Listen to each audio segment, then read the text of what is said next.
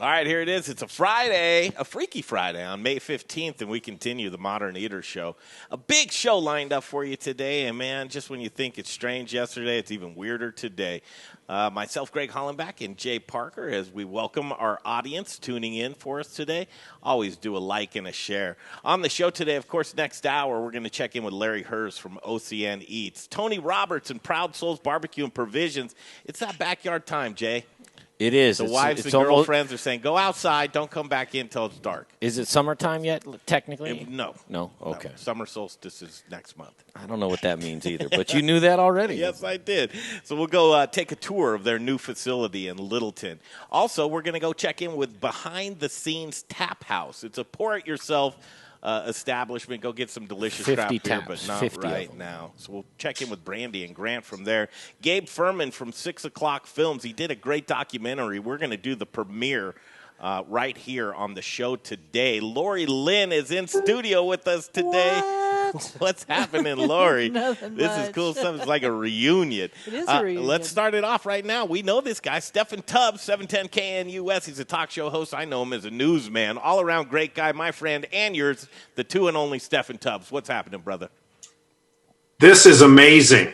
This is like the biggest thing in my career. 31 years. I'm on the Modern Eater. You are, man. You are. Maybe You tell officially online. You tell officially say hello to Lori Lynn for me. Well, she can hear you right there. I heard you right then and there. Yeah. All right, man. I met Lori Lynn in 1994. You were 20, 21? 19, weren't you like really like uber young? You were 24, I think. Oh, I thought you were only 21 when we met you. Well, I acted like I was 21. We've got Oh, it's great. Greg, congratulations on this show. You guys, that's awesome. Seriously. And at some point, I don't know the cross-referencing we can do on my show. I'd love to have you guys on and highlight what you're doing. So kudos to you guys. Oh, thanks, man. Anything food and beverage related, we've seemed to keep people connected. Actually, Lori Lynn watches the show every so often. I watch it, and I watch Steffan in the morning. And so, sit there with my cup of coffee. I don't drink coffee, but tea. And I love sit that there and horn. watch it. And The horn, man. The horn. We need a horn. See, what she's saying, though, she joins our coffee club, which I need a coffee sponsor. You got anybody there? We do know a few good coffee places. But I just do it. You know what? In all seriousness, guys, I've done this coffee club now. I think we're going on 6 or 7 weeks, and I just do it at 8:20 in the morning on my Facebook page. And it's just kind of a way we get 50, 60 people to come in. And, of course, it's not interactive like this, but it's just I kind of talk about the news that's coming up in the day, what I'm going to do, what we're going to talk about on the show, and then what we have what I covered the previous day. And Greg, you and I were talking earlier, one of the big stories that I did, I was down there at CNC Coffee and Kitchen and went down there on Tuesday and was able to meet April and Jesse Ariano. And, what a mess. They are trying to make a buck. They're trying to survive. And yet the governor on Monday had pointed them out specifically. And, by Monday night at 11 p.m., the health department had basically said, you guys are done. Yeah, when dining in restaurants becomes outlawed, diners in restaurants become outlaws, right? I mean, that's what we're seeing right now. It's a very interesting thing. So as we set the stage for this, CNC, now we've tried to contact CNC a few times, actually had a couple of offline conversations, but there it was. They were slapped back by the government, had their operating license pulled for a month, and the show of support started to come in through gratitude of money taped to Dude, their let me window. tell you about that. Sorry to interrupt you, but I show up there, Greg, and this is a tiny little place in a tiny little strip mall in the town of Castle Rock. Not too big. I love it down there, and these guys were doing great until COVID-19. So I pull up there, and there are a couple of camera people from local TV stations, and then maybe just a couple of stragglers that were hanging around, kind of just looky-loos, as we call them. And that was fine. While you're talking, I'm going to play the video from what gave them the brush-up of their packed dining room on Mother's Day. So that'll be playing in the background as you set this stage. You got it. So when I show up, I see a few people around, and then I hung out for maybe 45 minutes or so, and I got to meet Jesse and April. But I'm telling you what, the first thing I'm walking up toward the front of the restaurant, and again, small place. I'm like, what is taped up on the front of that? Like, that's money. And the first thing I zoom in on, I mean, you know this, I'm in radio. What do I see? I see a C note. So I see money and I start counting, and there's more than $300 cash there.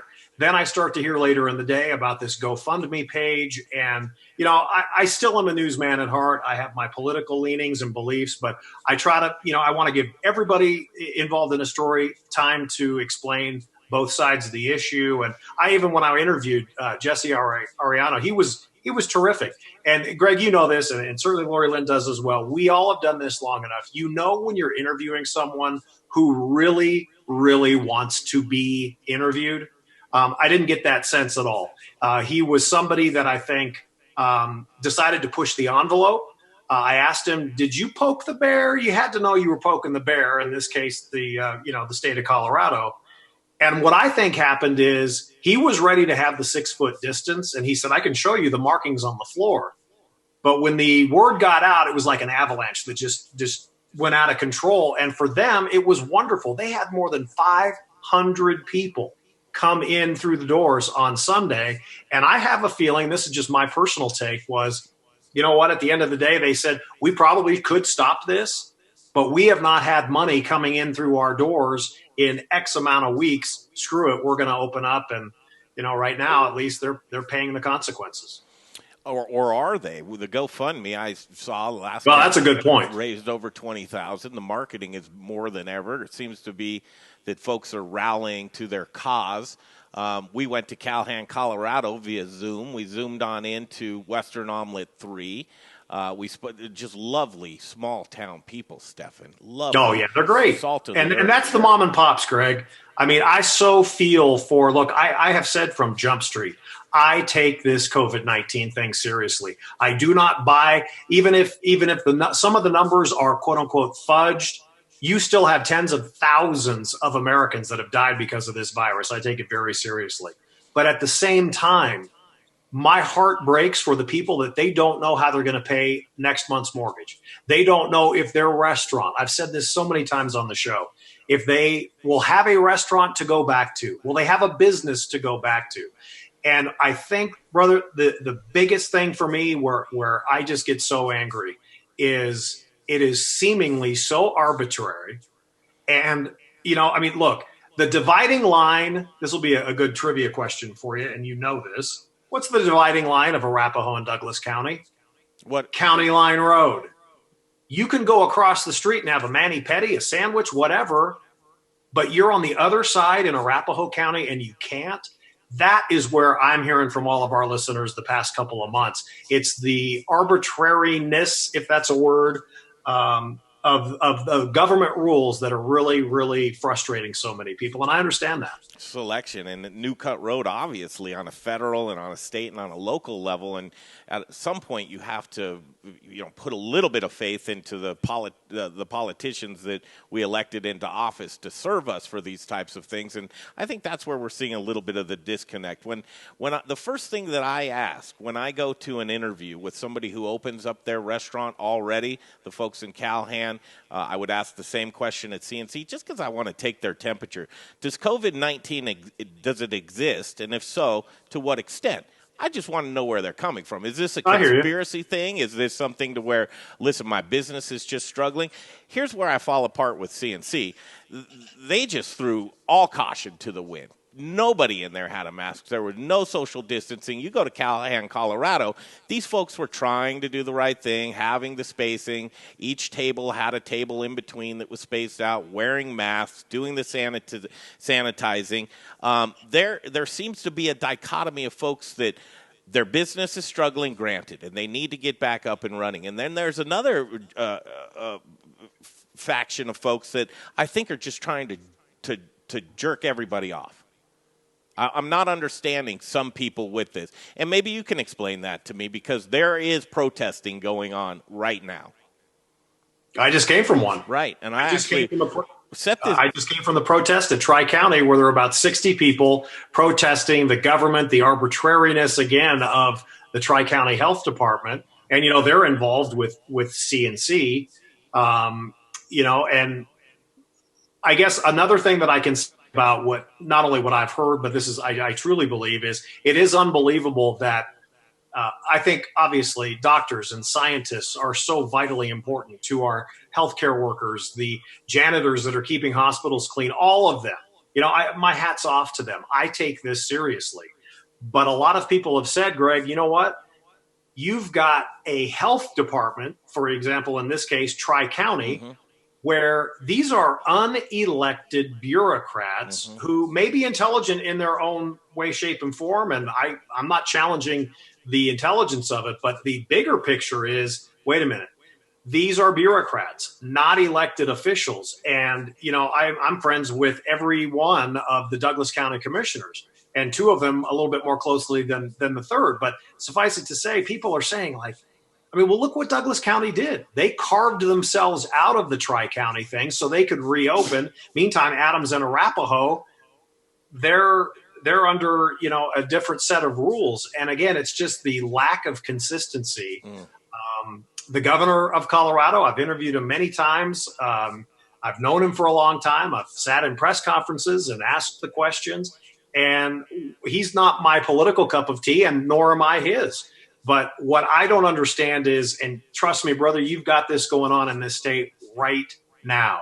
You have what I've been calling county pets, not teachers' pets, but the county pets. From the governor's office, you've got good Eagle County. You've got good Mesa County.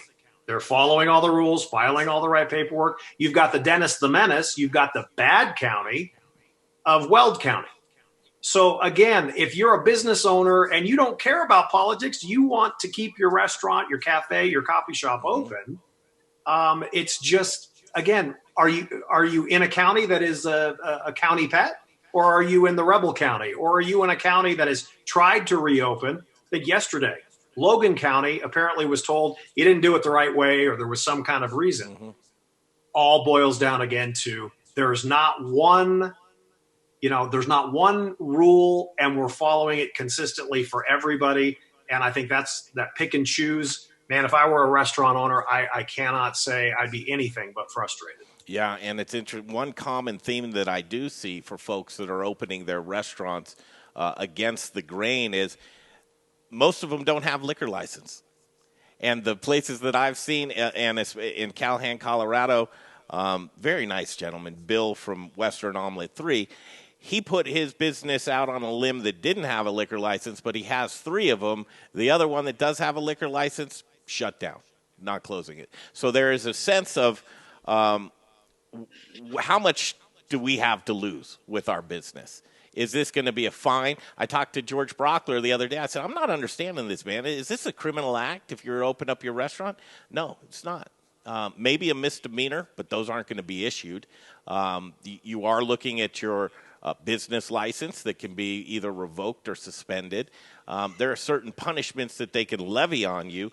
But right now, I'm not seeing anything that would prevent any restaurant to open up other than blowback from the community. Yeah, and you know what? George would certainly know a hell of a lot more than I do, but I really question, and this is just me, this is nobody telling me anything, but I question whether or not, let's just use a hypothetical real quick on CNC. So it is Friday. They're less than 1 week ago, they had their double their Mother's Day crowd because they just said the hell with it, right? You're exactly right, by the way. They didn't have any masks or anything. I think the situation, just my opinion, got a little bit bigger. But here's the question in the hypothetical. So April and Jesse, they decide tonight, and they don't tell anyone. They decide tonight that, you know what, tomorrow at 7 a.m., we're opening up CNC again. Yeah. So here's what I think happens. What?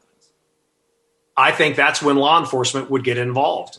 If they won't, or there's not that threat, why aren't they open today? Do you see what I mean? And I could be wrong. Brockler is awesome, and he's the district attorney, for crying out loud. Yeah. But I just wonder if it was just a little slap on the wrist or there weren't bigger ramifications. April and Jesse at CNC would have opened again. Now, the big thing is you talked about liquor licenses. Of course, that's what, to me, in covering this as a talk show host and a newsman, what are they afraid of? They are afraid of, well, if we piss off the health department and the whatever, we may not get our license renewed. We may have it suspended. They may never let us operate. Yep. And the other thing I'm sure you know is, and I didn't this past Tuesday when I met with them, CNC is just one of 2 locations. And the El Paso County location was being apparently, doing and following the rules. But the health department said, you're out. Both restaurants now closed down. Definitely a group of people, and they band together online, and I think that the intentions were that many more establishments would have opened up at once. Obviously, power in numbers, and I don't think it unfolded that way. I think that you see people like Jennifer Hewlin from Water's Edge Winery, and you see the folks from CNC. There's organization that is involved in these things, and I don't know as though the execution was perfect. But I think they're getting their point across. Today, Tri-County, there was a protest going on out front. I want you to set this video up because I think it is a very interesting video, to say the least, and I haven't quite been able to process it yet, but I want to watch it again with you guys and have some conversation about it. Yeah, so is this with the protesters? Yes. Yeah, this is real interesting, Greg. I'm going to talk about it. In fact, my show starts in less than an hour. I want you to get all the viewers that you can until 3 p.m., and then they can all. Yep. All right. This was bizarre, man. This was bizarre. I counted, and literally because crowd counts are so off, I'm like, I am counting every head of the people that were there to protest Tri-County. So I counted 58 people who were there, mostly middle-aged to senior citizens, but there were a lot of younger people and a couple of kids that were there. On the other side of the street, there was one protester of the protesters. And this guy was decked out in a mask, and he had, I think, a handkerchief. He had a helmet on with a GoPro on. He had a tape measure off of his hip, and he had his little boy there. And he was holding up a sign, and it basically said, "These protesters are a joke. Protect the nurses." Now, the story that he told today was his wife is a nurse, and she's been caring for COVID patients. I'll tell you here first. I'll break it on the modern eater. Here's what I'm going to talk about at 3 is this guy was across the street. He was alone with his little boy that was probably 3, just holding up a sign, and there were 2 people in particular that came across the street from the protest side, and they basically got in this guy's face. And I'm going to go off on it on the show today because they blew it. To me, they blew it. Why? Because they had television crews down there, and there were basically 60 to 1. And who do you think, Greg, you know how this business works, who do you think is going to get a lot of the attention? It's going to be the one guy who was protesting, who is saying on camera that he feels threatened and scared, and these people across the street aren't Coloradans. They are crazy patriots, the vocal minority, et cetera, et cetera, et cetera. But it was strange, brother. I mean, Let's watch a little bit of it. What do you think? Go ahead. Okay, I'm going to play this. You'll hear the audio, but the video is going. You can see it on the stream. Thanks for tuning in. This is a video of Steffan Tubbs. All right, so I'm going to go crash this interview. This is one guy in support of nurses. His sign says these protesters are a joke. Protect our nurses, I believe. He brought his little kid out, and I don't agree with a couple of the protesters here protesting the Tri-County Health Department came over to him. I thought that was not cool, but it is interesting that his kid is not protected, so we'll walk over and see. I mean, this has been totally peaceful, but this is an example. There are more than 55, I think I counted almost 60 people across the street. There's one guy here, and what do you think the media cameras are? Earlier today, Steffan. Yeah, this, Greg, was probably within the last 90 minutes. And I kind of got a little animated. Imagine that. he's talking, and then another guy comes up, and he gets out his tape measure. I'm like, the guy hasn't moved, so I got a little ticked off. But I'm a little irritated seeing this young child in tow. This is embarrassing. I mean, who brings their kid out there like that, other than to get attention? An ICU nurse at a local hospital are currently fighting on the front lines of this epidemic. Please stand back, sir. Please stand back. He's 7 feet away from you. That's where I freak out. Here's the tape Oh, you brought your tape measure. I sure did. I don't trust you guys. We don't trust you, brother. Good. Here's 6 feet. Yep, you were on the grass. What was Thank that? you for backing up, sir. I He didn't move a muscle. I was right here. Back. Yes, sir, and that's about 6 feet. Thank you for moving back. 6.5 feet. I appreciate Now that. I'm 8 feet away. He won't show his face, but he'll show his child's face. Interesting. Good point, It's a man. real crisis.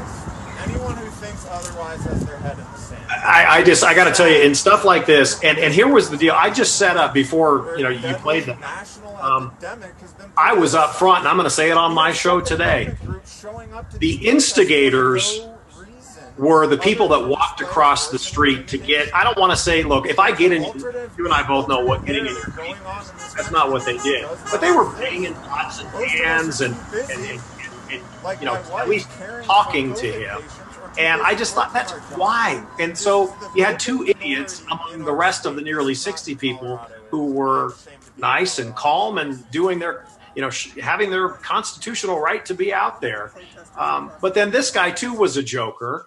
It took me a while to realize, you don't show up with a GoPro on your helmet unless there's a reason that you may want something taped. You know what I mean? Mm. Well, here's the deal. Whatever message you have, when you sensationalize something like this, all you're going to see is the sensationalism. What's the message that he was trying to convey?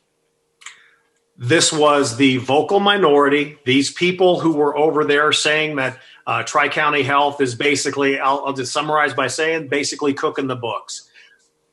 I don't understand that argument, though, from the conservative side, from the people that say these numbers are being cooked. Look, if there's one death that has been, he had a heart attack, but let's make our numbers better and let's call it COVID-19. I don't agree with that at all. But that still has got to be such the exception. I said I think, I don't know where it was, my coffee club in the morning or on the show yesterday, let's just say of the 100,000 deaths in the United States, if 50% of them were fake, that's terrible. I don't know why they're not being honest. First of all, it's not that, but for example purposes, that would still mean if they were off by 50%, that 50,000 Americans have died from COVID-19. And that, to me, is terrible. There will be people arguing until we die, and probably a next generation of what, was the cure worse than the disease? You've heard that argument a million times. But I don't understand the people that poo-poo this as if, it's all fake. And I don't understand why people who want to come out and peacefully protest would take the opportunity to go across the street to a man with a 3-year-old little boy in tow with no mask, which I have no idea why. But why they would do this, it just seems like, brother, it just seems like common sense has just been thrown out the window. It makes for great talk radio. Well, that's what I love about you, Steffan. News first and people first, too. Colorado Springs City Council person Andy Pico said, when you kill the patient with the cure, you end up just as dead. Every day we stay locked down is that much worse on everybody trying to recover. I put that by a medical doctor, Dr. William Blanchette, at Boulder Internal Medicine. He says, you're absolutely right. Erring on the side of caution, that's where this whole sticky wicket comes into play. Because the minute that you want to reboot America, you want to get businesses back up and running, you're going against anything that is for public health and safety. And I just think that most people go right down the middle.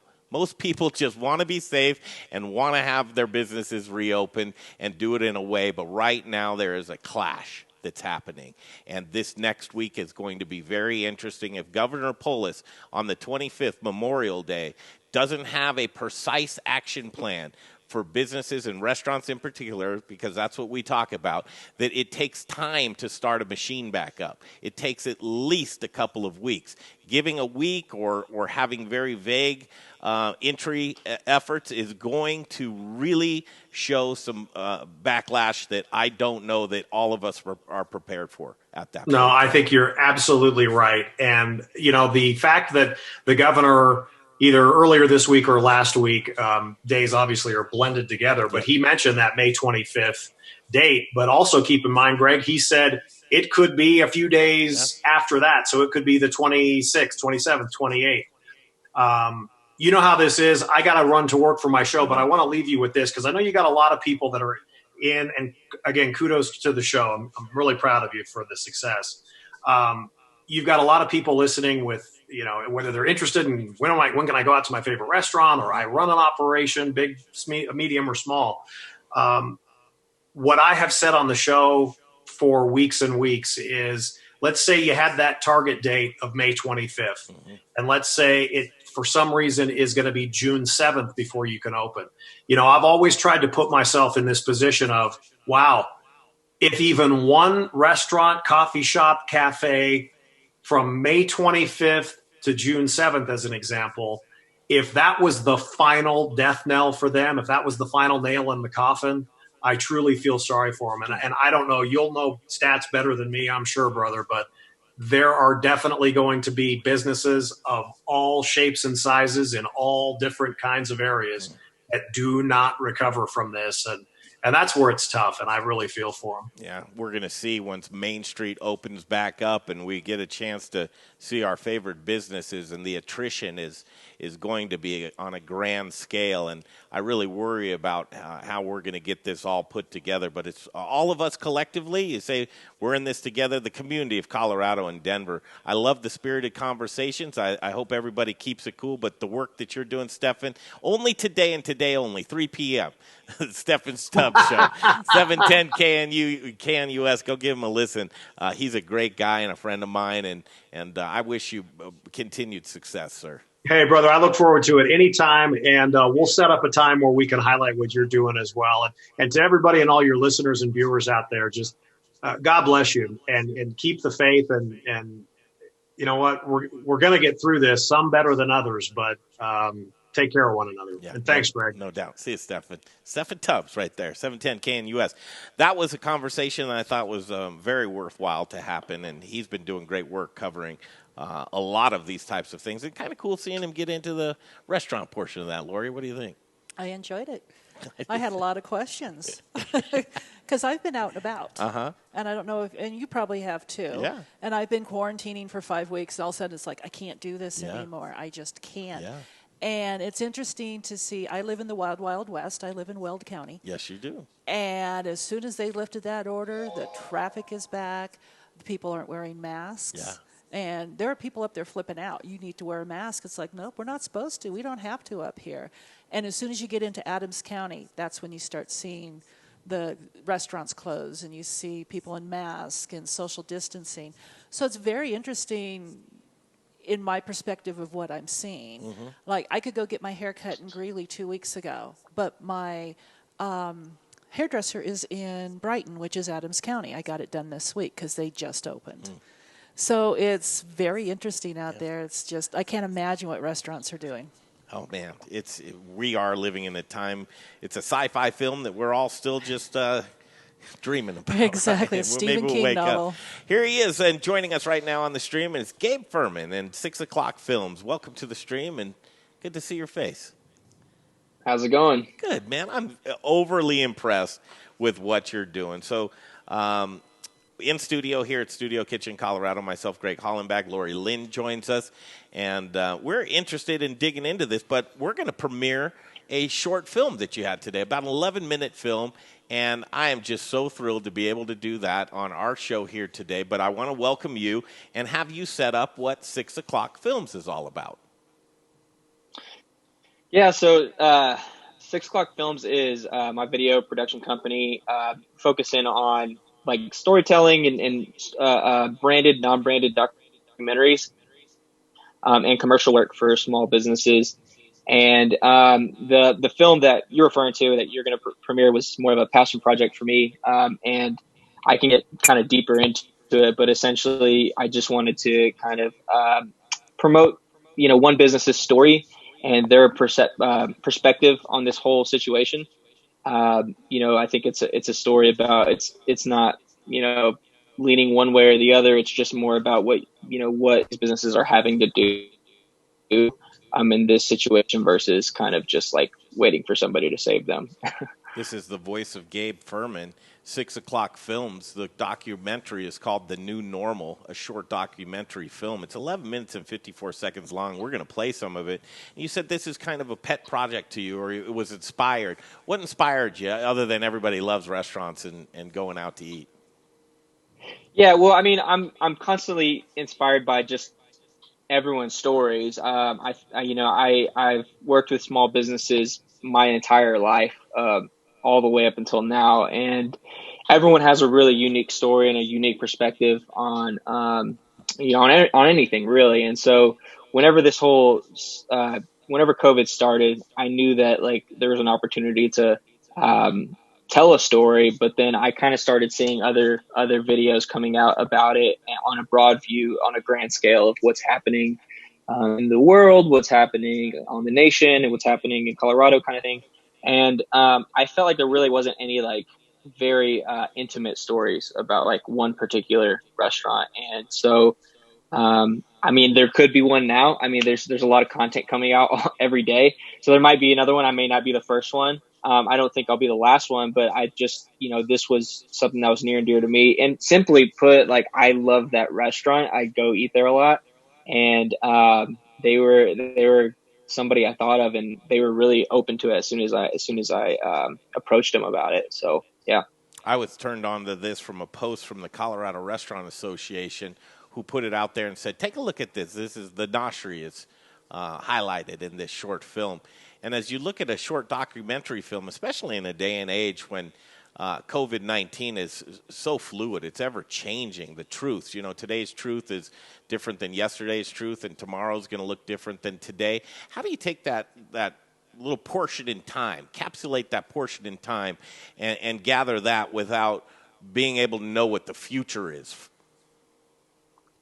Well, I mean, it's just that, right? It's just a time capsule is all a documentary is. And it's really hard. I mean, in reality, a documentary film or a short film in general shouldn't take 3 weeks to make. It should take months and months to make. And I know that from experience, and I know that from just in general in the industry.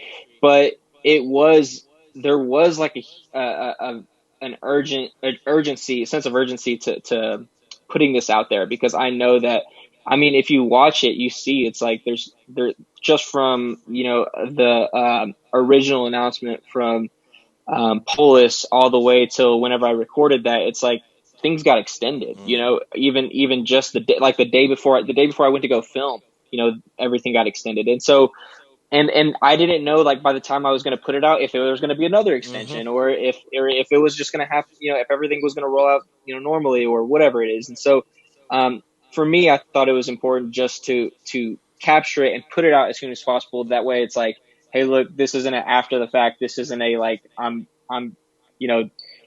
just wanted it to make sense right now. And If you watch it, you see the timestamp, you see when it came out, and things have changed from then. But yeah, I mean, to me, it's like, let me just take this little time capsule of this restaurant, this community restaurant that everybody loves and knows. And like, I mean, I felt like it would resonate with people. And at the end of the day, I mean, I think that, they got their story told.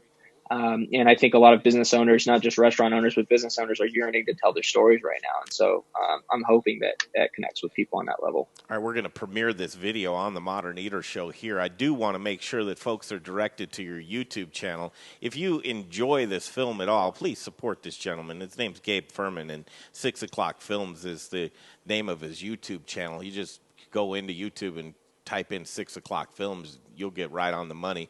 Like his channel, share the documentary. I think you'll enjoy it. I have a feeling there'll be a follow-up one for this, or part 2, maybe. Is there one in the works? Maybe. I don't know. Again, it's a time capsule. It's kind of hard to when it comes to documentary filmmaking, something I find is that it's really hard to recreate the same magic. And so if there's a sequel, then it might be another story. It might be, from a different lens or a different time perspective. Yeah. I wouldn't want to just, I never want to put anything into a box or anything into like a cutter format. You do great work, and we're going to premiere this video, The New Normal, in a second. I have to do this. A-Plus Beverage Solutions. Jeff Rourke, family-owned and operated business, specialty tap installations, beer, wine, water, or coffee. He can put a new line in, but clean those lines out when we get back into restaurants where you want that delicious craft beer the way the brewer intended it to taste. Jay, if you're pouring inefficient beer, what are you doing? You're pouring your money down the drain. Don't pour your money down the drain. Get a hold of Jeff Rourke and the A-Plus Beverage Solutions. $10 per line. That's basically a gimme. 720-272-3809. 720-272-3809. Without further ado, let's do this. It's called The New Normal, and it's a Gabe Fermin film from 6 O'Clock Films. Here it is, premiering live on the Modern Eater Show.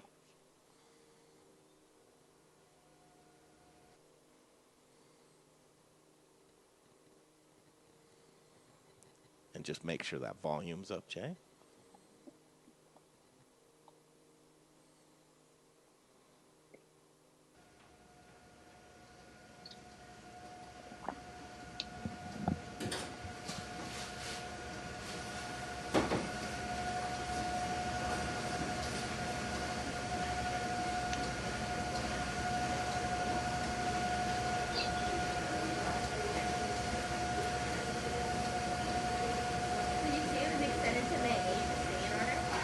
What? Did you see the stay-in order was extended to May?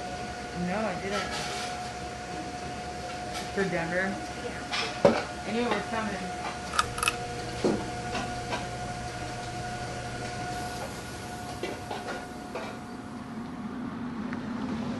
So the taco pop-up shop, Calissa has had this dream to start a farm-to-table pop-up for her brewery next door. Given the COVID-19 kind of situation, we aren't really able to have people at the brewery or open up a new operation. So we're going to use this one and hopefully bring something new to the neighborhood.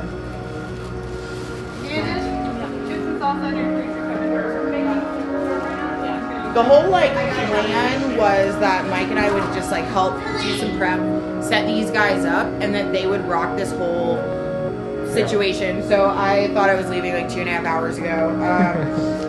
We're happy to help. There's no way we would walk out the door and leave our friends hanging, not in our shop, not ever. You know what I mean?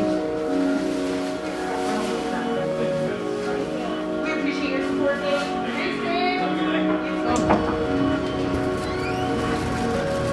Abby, they're firing your ticket right now, okay? We're just running a little bit behind. Ronji, did you get everything you needed? Oh, we just got done with service. 30 minutes early. We basically just stood there for 2.5 hours and sold, I don't know, roughly 400 tacos.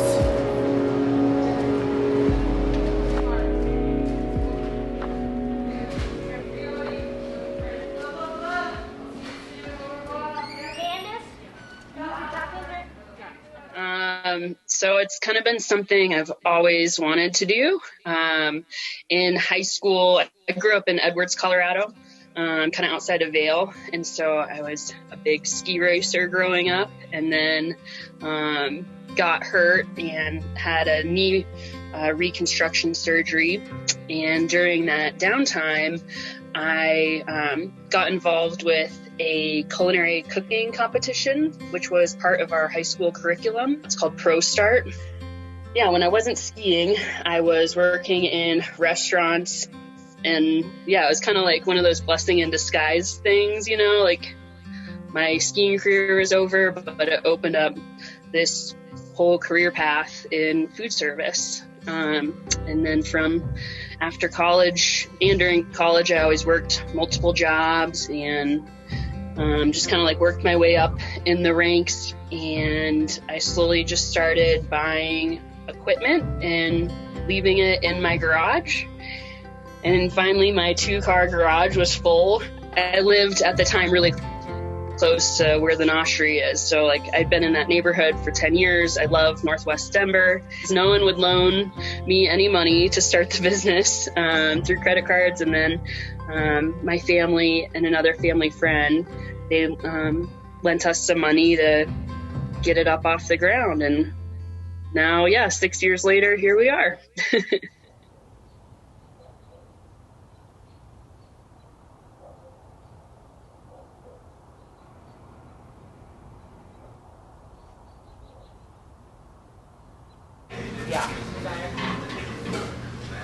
A really hard thing is like making sure we have whatever people order. So like as soon as you're out, I have to run to the computer and sync up our website to say out of stock. So there's a lot of that during the day. It's kind of crazy, you know what I mean? Like if 6 people walk in and get a muffin and 4 people order online, I have to make sure everybody gets a muffin kind of thing.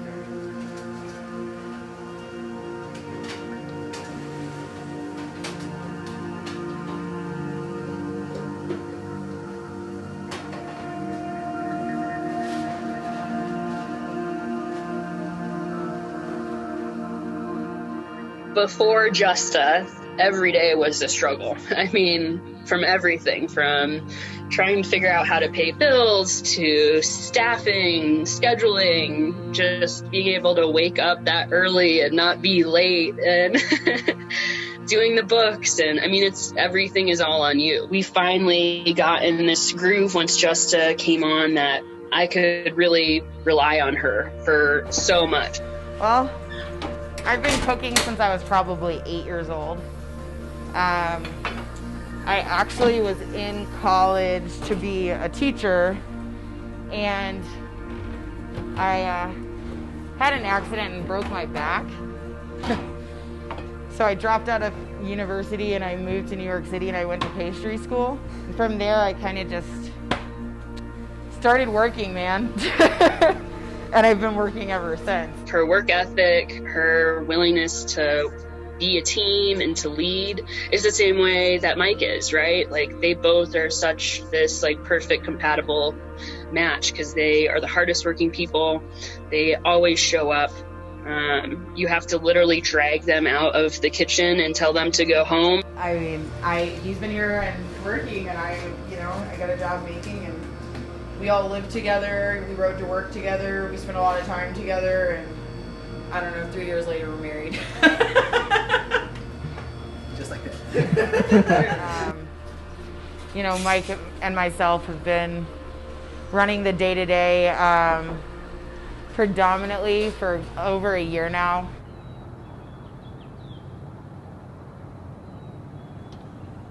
I'm ready for things to go back to normal, whatever that is. I think. I was at the bank trying to get change for the front of house on a Monday when they made the order, like they announced that we needed to close. Everything was just trucking along business as usual. There was this thing in the back of our heads like, this is probably gonna come to us. And that's why I'm acting today to issue a stay-at-home order that begins Thursday, March 26th at 6 in the morning and lasts until Saturday, I don't think April 11th. Any of us really even fully prepared or planned. Now looking back on it, we could have gotten the online store up and running. That was a big thing for us to do. That changed everything, right? And we're like, why didn't we do this 5 years ago? So we were worried about breaking even and then trying to figure out how to profit, how to make money, and be able to, do what we love. And then, with COVID and everything that's happening, it's cool. Can I even stay open? It's not the same stress at all. It's before you're being better, growing, advancing. I don't know what the new normal is, honestly. I think that consumers as a whole are going to be very used to the new norm. I think that ordering things online is super, super convenient. I know that I've enjoyed it, right? If I don't have to wait in line at a store, I can just pre-order it and scoop it up. I don't necessarily think that it's going to be possible for us to take away options that we have kind of put together for people that have become convenient, right? I think new norm is going to be kind of touch and go, and like a situation of which we're going to have to figure it all out again. I think that everything that we had to figure out to get here is going to have to be refigured out going back into being open.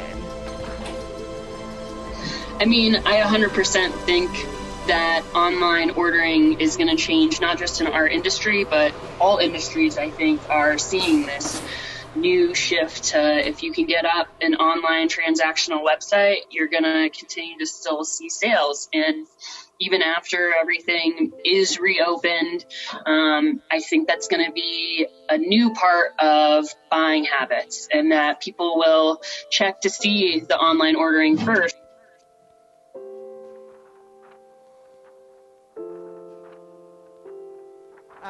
I think eventually it could mean other jobs for people, which is cool, right? Like if I want to sustain online and open our dining room back up again, like that could be an opportunity for more work, which is cool. Like I would love to be able to bring my staff back. You know, maybe it makes us able to serve more customers. Sorry, I need my caffeine. Cheers. It's like shots, but with espresso. If I didn't love what I do, I wouldn't do it. I like a challenge. It's nice to acclimate, and we were very used to doing everything the way that we had been doing it for a really long time, right? So it's been interesting for sure. It's exhausting, but I'm not complaining. If anything, I'm humbled and I'm grateful. I'm grateful that we had been here long enough to have a following. I'm grateful that we have a neighborhood that has supported us some days more than we could handle, or like we're prepared to handle, you know what I mean? But like, I don't feel bad for myself, right? Like, I'm happy to be busy. I'm happy to be constantly working to keep my neighborhood fed and, you know, the people that, I don't know, I love and care about. It's not just about food, you know, it's hospitality. And I think that the hospitality aspect of the industry is probably one of my favorite parts. Yeah, I would say be adaptable, be willing to change. It's your one shot to try it, and why not?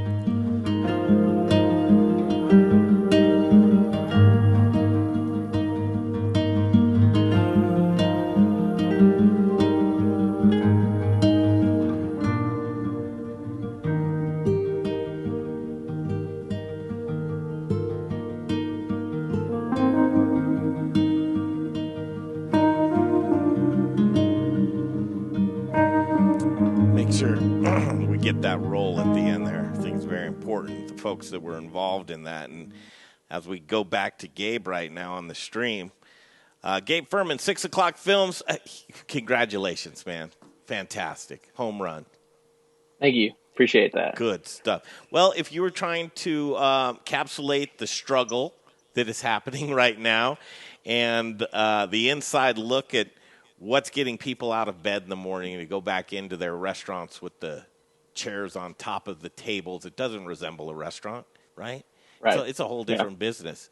And these folks, every single day, the servitude that service industry feels, that obligation to make others happy, it just blows my mind every single day. You get up, face the day. You don't know what the day is going to have for you. And you did a great job at just showing what that internal struggle is and how on a daily basis to overcome that and to do what you do and you love to do the most, and that's to take care of people. Yeah. Thank you. Yeah, you hit it on the head. The point is really just to kind of just immerse people into that experience. And I think everyone who's been in the service industry understands it and kind of gets a little PTSD whenever they watch it. And you know, anyone who's in the industry, you know, watches it, and I hope that it's resonating with them. And anyone who's not in the industry or has never been in the industry, I hope it kind of gives them a new new perspective on it. Everybody has their own short film within their restaurant right now, and you were able to capture the the Noshery. And great gals. Wow, very cool business. And can't wait to go in and support them. And right now you can do that. You can still do that. They're doing to-go and curbside, I would imagine. Mm-hmm. Yeah, they do online ordering a lot now, and so I highly recommend. With tomorrow's Saturday, they do cinnamon rolls on Saturdays, and they're amazing. Lori So Lynn, I what highly did you recommend think of that? getting in there. That was very touching. It was, wasn't it? Yeah, and it's interesting to see how people were adapting. I love the point where she said, why didn't we do our online 5 years ago? And I'm sure that's how a lot of people are surviving right now. Yeah. Is because that's what they're doing is all online. Yeah. Whether it's the new normal or not, I don't know. But it's the normal right now, the right now normal. And, wow, thanks for making that and allowing us to premiere that on the Modern Eater Show. Yeah, no, thanks for premiering it. Thanks for showing your audience. No doubt. Okay, there he is, Gabe Fermin, 6 O'Clock Films. Anything else you want to leave us with, Gabe? I mean, I would just say, support local. These local restaurants need your help, more than ever. And by no means are they in this business to just become millionaires or to scale or anything like that. They're in this to serve their community, and they love what they do. And I would just say to all restaurant owners who are going through it right now, like it's, the whole point of, or one of the themes of that is it is about change. Like it is about being adaptable, and like, pandemic or not, things are changing, times are changing all the time. And so, what's going to separate you, from anyone else, or what's going to separate a successful from unsuccessful restaurant is someone who's willing to change, and adapt to change, and, but still, keep doing what you love. Look forward to more work from you, man. You got something you're making right now? I'm working on a few things. I'm working on a few things right now on some, I have client work, and then I have some short films that I'm writing up. And so you never know when that inspiration hits. That was an example of something that just kind of hit, and then I just ran with it. And so got a few things cooking. Keep running, man. We'll catch up with you soon. I want to get you involved with some of the work that we do over here. I think you'd like it a lot. But in the meantime, we'll let you go. Gabe Fermin, 6 O'Clock Films. And thanks for your time today, Gabe. Thank you. Appreciate it. You bet. Brandy Gummelt and Grant Golesh are coming up next from Behind the Scenes Tap House. But I'll tell you about Rome Sausage right now. Another great local business now delivering home delivery. And you need to do this. It's a no-brainer. Lori, you like sausage? I do. And that's you set me up, didn't you? $60 bundle, man, includes 10 pounds of assorted sausage awesomeness. Breakfast sausage. You stop me when you hear something you don't like, okay? Breakfast sausage, breakfast links, Italian meatballs, jalapeno cheddar brats, bratwurst, chicken apple sausage, Italian sausage, green chili sausage, chorizo, and hot Polish kielbasa. There you go. You like them all? All the food groups. That's right. $60. It'll get sent to your door. I just look them up online. They have all kinds of great offerings. RomeSausage.com. Or give them a call, 303-296-7663. And Chris Johnson would be happy to tell you a sausage joke, too, if you give him a call. Great conversation. Steffan Tubbs, 710 KNUS. He did some interesting coverage from the Tri-County Health Department. There was a protest going on today, and the division is clear. And right now, I think that the people are ready to reboot their businesses, but then there are other folks that are saying, hey, not so fast. We're not ready yet. We need to make sure that the curb is flattened for at least 2 weeks on a downslide. And when we can see that, then we'll loosen it back up a little bit. But you can tell the weather's breaking. It is. It's nice outside. It is. The cars are back to normal. They are. They're out. And Main Street's just starting to open back up a little bit. Starting today in Denver, I think it is. And some retail is opening back up, and I got myself a haircut yesterday. You did? Had to go in, get my temperature taken. I had to sign a release form. I did, too. I had to keep my mask on, and I had to put my phone in a bin. Oh, with we didn't my have keys. that. We didn't have that. I just couldn't bring my purse in. Then when I was processing, I had to sit in my car. Had to sit in your ride. I had to sit in my car while my hair processed. What was your temperature? 98. Flat? Yep. What about you? Perfect. 98.6. It was not 98.6. Hey, was man, it really? I'll have her take a picture of it. I'll have her take a picture. Yeah, would you do Perfect that? I want to put it on a T-shirt. Thank you guys for joining the stream today. Really cool one. Tomorrow we've got on Pizza Republica. I met a cool guy today, lunch at Pizza Republica. They're doing sandwiches now, Lori. Actually, we'll split one here. We've got a couple of sandwiches back One here. of my favorite restaurants. Really? You should see these Italian sandwiches they're doing. Straight out of Italy. It's one of his favorite recipes from a bakery that he went and frequented, but brought back the sandwiches and the notion of it, and he put together a lot of these restaurants like Juan Padro at Bordeaux. He has a pop-up inside of there called Jabronis, and it's basically East Coast style Philly cheesesteaks, right, Jay? I've been craving one of those. Grinders and stuff like that. I mean, so grinders and Philly cheesesteaks, a lot different. Those you'll get into a fight. You'll get into a fight over. I mean, I won't. Right I'm now. from California. What do I know? Well, the next guest that's coming up with Brandy and Grant behind the scenes tap house. I think they're going to show us around. They're going to cook a little food. Mm-hmm. It is a Friday or a Fri-yay. I don't know. You got big plans this weekend, Lori? Yeah. More of the same? Woohoo, yeah. Going to Lowe's to buy a weed burner. Hey, That's all right. That's all right. Sounds like a plan, huh? To buy a what? A weed burner. What's a weed burner? It looks like a big flamethrower, and you just go out and you burn all the weeds in your yard. Oh, man. And it kills all the seeds. It doesn't destroy the soil. If you have dogs, you're not poisoning your dogs. I get the most potent I want everything in the soil to die and just go away. Because I don't want anything to grow. I don't want might weeds. be right up your alley. I don't want weeds, any of that. Maybe I'll have Lori come over and torch my yard. Exactly. We'll be going to at 3:15. Tony Roberts from Proud Souls Barbecue and Provisions. We're up to 3 o'clock in the Mile High City, and we're so glad that you joined us. Again, Proud Souls for most of you. Especially if you're a guy, your wife or girlfriend sent you out into the backyard and said, don't come back in, honey, until it's dark out and go do something out there. Make your time worthwhile while you're doing the stay at home. You can overcome that by getting yourself meats, pellets, charcoals, wood, seasoning, sausage, grills, and accessories. They have a new location in Littleton. You can order online at ProudSoulsBBQ.com or give them a call, 720-612-7324. They'll make all your barbecue needs come true, and you'll get to see that in the next segment as we join Proud Souls Barbecue and Provisions. Right now is Brandy. I see Brandy. Hi, Brandy. Hi. How are you? Turn your phone I'm sideways. Great. Oh, okay. There we go. Boom. All right. Live and in Technicolor from behind the scenes Tap House. You guys are there and doing it. Open for business for curbside and delivery? Yes, we are. I'm going to turn it over to Grant Golesh. What's happening, Grant? Hey, guys. Thanks for having us. Oh, yeah, man. Although it just breaks my heart seeing your dining room completely empty right now.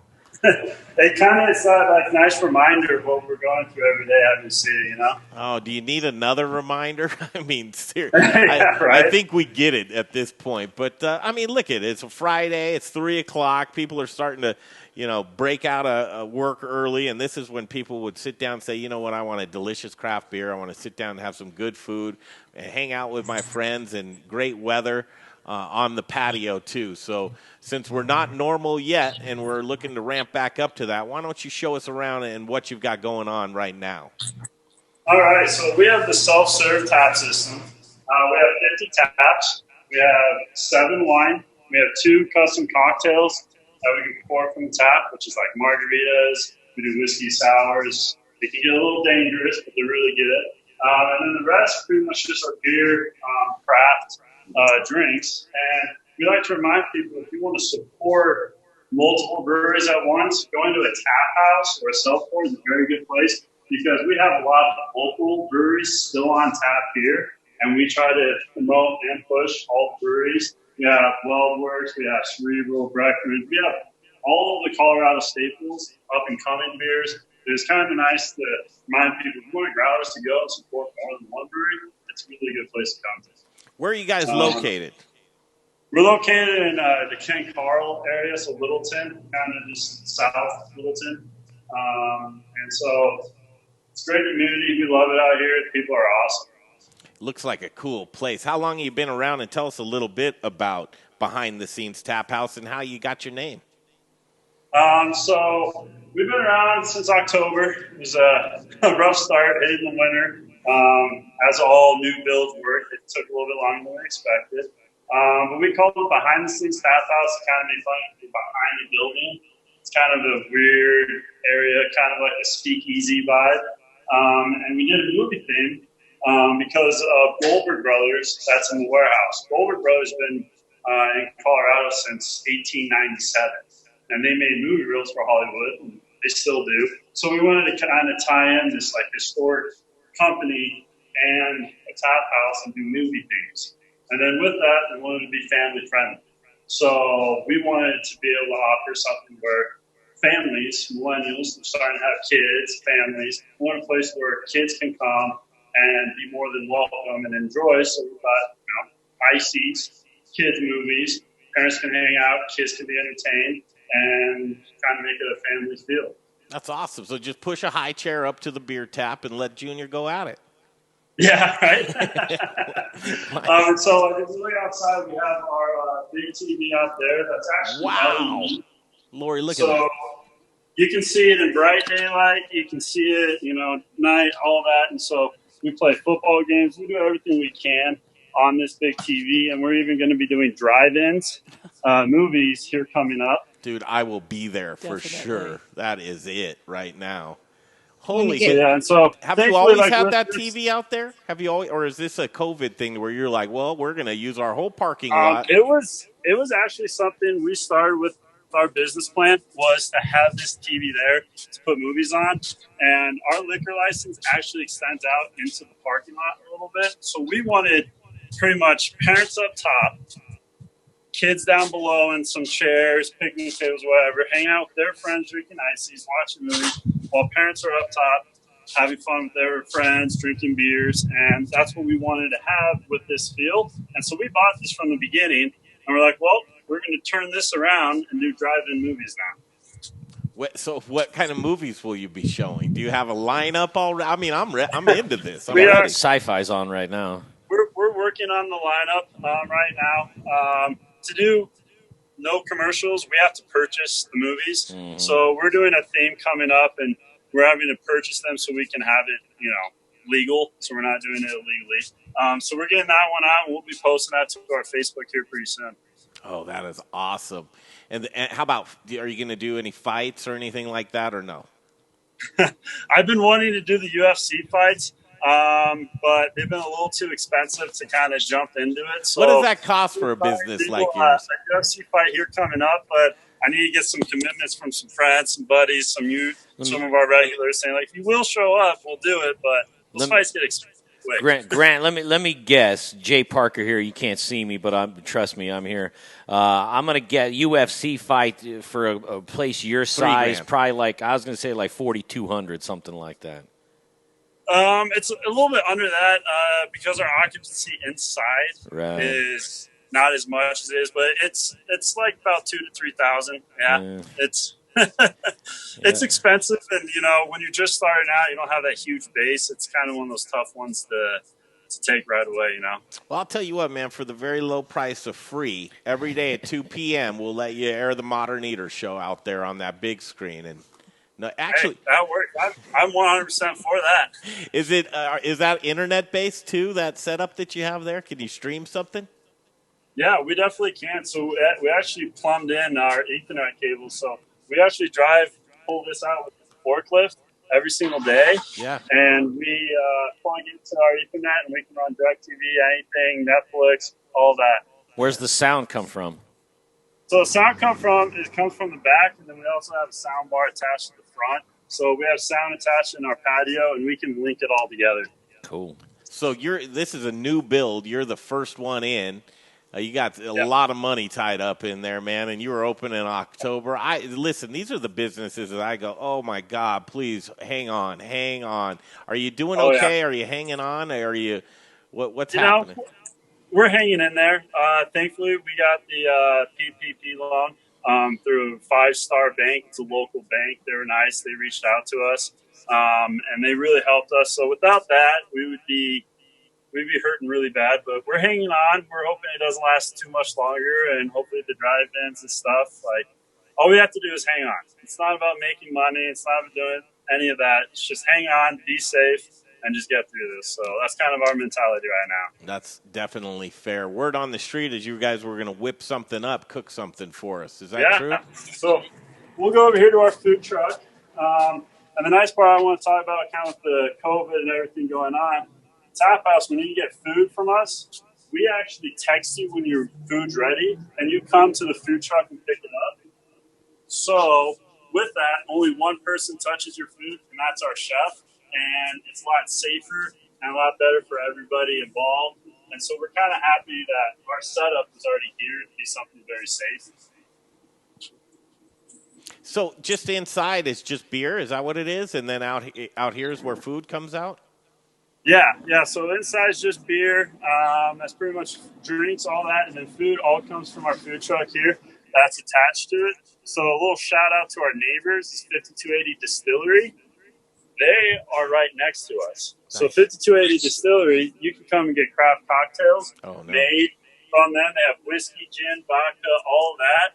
And so we wanted a place to where their customers and our customers can get food from and not having to go to the tap house only. Man, you're like the 1-2 punch. You got the distillery, then you've got the beers. Hey, by the way, a side note, who put in your tap lines, if you don't mind me asking? Who put them in? Yeah. Peak Draft System. He's over, I can't remember his name. But it's Pike's Peak Draft System put him in. He was awesome. Looks like he did a great job there. Yeah. And actually, that whole front wall, Brandy and I, our day job's over at Goldberg, so we actually manufacture that whole wall ourselves. Show off. All right. So here's our food truck, and we got our head chef here, Nate, who's been a godsend for us. Hello. What is up, Chef Nate? Not too much. How's it going? It's going good. We're just jumping you in your truck there. I understand you're going to whip up some food for it. What's the can't miss? You got to have. This is Chef Nate's recommendation. Some of the must-haves, you got to try the Some Like It Hot, which is the peppadew peppers. We stuff them with provolone cheese and prosciutto. We get them nice and hot and roasted in the oven, and they get a nice little crust on top of them, the prosciutto. I really enjoy a lot of the pizzas, but my favorite is probably the Fifth Element. It's a wild mushroom mix with arugula and cream sauce on top of there as well. So that one's one of my favorite pizzas. After the Bruce Willis film, no doubt. Yep. Gotcha. Yep. Man, all that coming out of a food truck. It looks like it's not really a food truck. It's just a trailer, isn't it? Is that mobile? Essentially, it's a stationary truck. We have a nice kitchen set up in here, hooked up the water and all that stuff, so we don't have to deal with a lot of the normal food truck things. But it's definitely a nice change up from the normal restaurant, normal kitchen. And you get to watch a movie from your window. Yeah, oftentimes, or football game or whatever's on, yeah. Cool. Are we allowed in the truck? Yeah, definitely. Look at this. All right. In the truck. Wow, it's palatial. No kidding. It has a lot of space. It's a lot bigger than it kind of looks from outside, and gives us a lot of room. We can get 3 or 4 people in here pretty comfortably. Yeah, absolutely. All right, take it away. Lori, you can help too. You direct them if you want something to eat. Let us know. My mouth is still drooling over the Fifth Element. All right, so quickly, I just got something easy we're going to put together here. On Tuesdays, we do Taco Tuesdays, so I'm kind of going to do a taco dish here for you. We did a Chipotle braised pork belly, braised it for about 12 hours, and we're going to put some homemade pico de gallo on top and some cotija cheese, and just kind of be real simple with it and quick with it. So you're speaking my language. So over here, I have some tortillas already warmed up, ready to go. We're going to get those just kind of lined up, so that way I can just get the meat on there really easy. And then in here, we have all of the pork belly that's been nice and hot that we braised overnight. So there's that.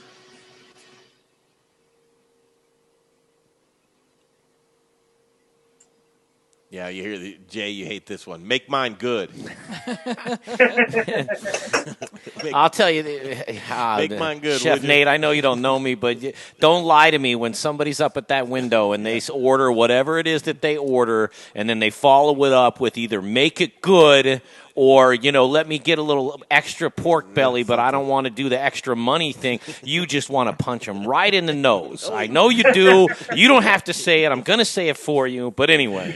That's right. When you hear but make sure, or they'll say, Chef, put enough pork in that. It's like, man, listen, if you want to ask for free pork, just ask for free pork. Don't tell me to put enough. You know what I mean? I'm not 2 years old. Exactly. Yeah, Jay's been in the business too. Yeah, long. I go from zero to just mean in a second. Yeah, I think we hit a nerve. Yeah. But, Go ahead. All right, and then the other part we're going to put on here is some of the pico de gallo. Obviously, just fresh cut tomatoes. Yeah, put that on the side for me, would you? Yeah, definitely can do. Yeah, I want extra on the side, but no extra money either. I like using the word extra when it comes to meat and vegetables, but I don't like it when it comes to money. How many tacos come in that dish? So this is 4 right here. It's about $15. We'll give you a side of chips and some salsa with it as well, and just put a little bit of crumble of tortilla on top. Ooh. And we do try and change it up every so often. We do a little different something or other. Just a couple weeks ago on Cinco de Mayo, we did fajitas, take-home box hit kind of thing. So just kind of check on our Instagram, and you can find out what we got going on for the week. Usually we post that on like Sunday or Monday. So Now, normally, Chef, I don't like any dairy on my tacos, right? I'm just the onions and cilantro. Well, can I finish? No, but what I'm going to say is if I'm going to put cheese on a taco, it's cotija. I'll do the cotija. Right. It's fun to say, and I think it works. But so good for you there. Yeah. It's a good kind of farmer style cheese. So it's like salty and creamy. Yep. There's the final plating. I can do that. Delicious all day long. See, I like that there's 4 in the 3 throw, because sometimes you want to get one order and you want to split it with somebody. Exactly. 3 throws the whole damn thing off, man. Yeah. Yep. 3 seems to kind of be the ordinary common thing, so just a little bit different. I love it, man. I'm glad you recognize that. I'll go there just for the 4 tacos. Just for the 4 tacos, yeah. Man, definitely, yeah. You're not lying, man. For sure. God, pork tacos. Hey, man, thanks for making that for us. Yes, definitely. Thanks for having us on. Chef Nate, you're a cool dude, man. I'm going to come down there and see you. Thank you, definitely. Yeah, stop in. I'm here almost Wait. Hold on. Who's going to eat that taco, man? Who's eating that taco? Someone's got to take a bite of that taco. All right, it's going to be Brandy. You. Brandy. Grant. All right. Grant. If you can get all 4 of those tacos in your mouth, I'll give you my Kia. Kia? Huh? Hey, listen, it's 2017, all right? Well, how about a bite? Look at good. Yeah. There you go. Always got to watch someone eat it. It's just right, man. Just right? We're so lucky to have Nate. Oh, you guys are ready to go. He doesn't make anything bad. I mean, this guy, he did a crawfish special, and we had people coming back more and more for that stuff, and it's just random food truck crawfish, and it was amazing. Yeah, do a boil for us, Nate. Definitely, yeah. We will for sure do that next year because it got that popular, so he's been awesome. We've been lucky. Follow these guys on Facebook. Yeah. Do you have a mailing list that you send out to folks? We do not right now. We really just try to promote our Untapped account, and then pretty much our Facebook and Instagram. We try to keep that updated as much as possible, and it's kind of how we go from it. We don't want to kind of bother people. We kind of designed all of our system to be, once you check in, you really don't have to talk to us anymore. So once you get your wristband, you order it off a piece of paper, you just walk it up, hand it to us, and you get your food when you want. You can leave when you want, and that's kind of how we wanted it to be. Is just kind of more just come and just have your own experience. What a cool system. Well, here's what I want to ask. So, are you guys gonna, when you get the word of when you can open up at whatever capacity, 50% or whatever it's going to be, are you going to wait a little bit, or are you going to jump into it? into the game? We're going to try to go slow and kind of see what, the people are what dictate, how busy we are, right? Yeah. So we'll open and do what we can. And if we're crazy busy, then, hey, we'll go all the way to what the limit, hits us. But we'd rather start slow and just be safe. But, if there's a lot of people ready to come out, we'll be ready for them. Well, here's what I'd like to do. We're setting up as restaurants reboot and get ramped back up. We'd like to come and bring the show down there so we can show you're doing all the right things and show Nate and yourself and Brandy and just get the whole team and the staff. It looks like a great, clean, upbeat place. We'd like to be a part of your opening when you do. Awesome. Yeah, we'll definitely love to have you here, and we can even do like a cooking show with it and then get some craft cocktails from 5280, our neighbors, and have some fun. I'm just trying to get my face on that big screen, man. That's all. Hey, we could do it live off of that, too. We can have you right above it. That's a little too much. Nobody wants that. Hey, listen, thank you for your time with us today. We're going to support you guys. It looks fantastic, and we'll be in to drink a beer soon. Is that system cut you off quick, though? I went to Beast and Brews in Colorado Springs. I think I had like a couple beers, and it said, man, Greg, you drink too much. Yeah, when you hit 2 beers, you can't serve more than 2 beers to a customer in Colorado. So you're limited to 32 ounces, but you pay per ounce and you don't pay for foam. So most of our customers will pour 3 beers because that little bit of foam that you get from restaurants, breweries, tends to add up to an extra beer. So it actually is kind of funny. People think it's 2 beers, but you get rid of about, like, visually speaking, about 3 beers, and then we just reload you and you're good to go. Perfect. Love it. We'll see you guys soon. Thanks for showing us around. Thank you. Yep, that's Behind the Scenes Tap House. We went behind the scenes, Lori. We did. Behind the Scenes Tap House. We did. I want to just go to the food truck. Wasn't that cool? Yes. Doesn't that Fifth Element sound amazing? Amazing. Yes. Everything they've got going on there. Thanks for joining us today here on the stream. Again, we're going to go to Proud Souls Barbecue and Provisions here momentarily. I think Tony's probably jumping around the store if you can hear me, Tony, throw your camera on. It says your camera's not turned on. And as we go to Tony, I want to tell you about Brews Beers. Brews Beers, one of our favorite breweries, and you don't need to get off your couch to enjoy Brews Beers. We're doing a lot of that lately. They're offering a delivery option. Send a beer to a friend and put a smile on their face. If you send me a beer, Lori, you're a your good best friend forever. You're a good friend at that point in time. Be a good boss and send some beers to your employees. What do you think of that? That'd be great. It would be great. What it'd be great for? Not to interrupt you. No. I'm doing a lot of online gaming with my neighbors. Yeah. You could send them a beer. Send them a and beer. they could send us a beer, and you could have games and beers. Well, it is National Craft Beer Week, and that's exactly what they're asking you to do is buy a beer for your friend and support. 60% attrition rate is what is supposed to happen to Colorado craft breweries.